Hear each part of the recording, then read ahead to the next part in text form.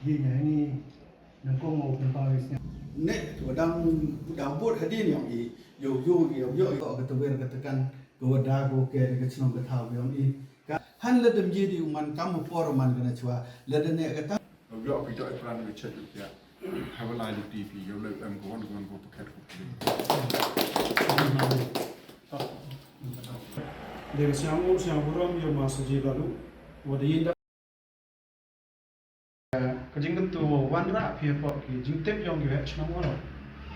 Ida di Myntdu kat kami macam ni, kat kami RTI ada file ki lock ni bisnes muda.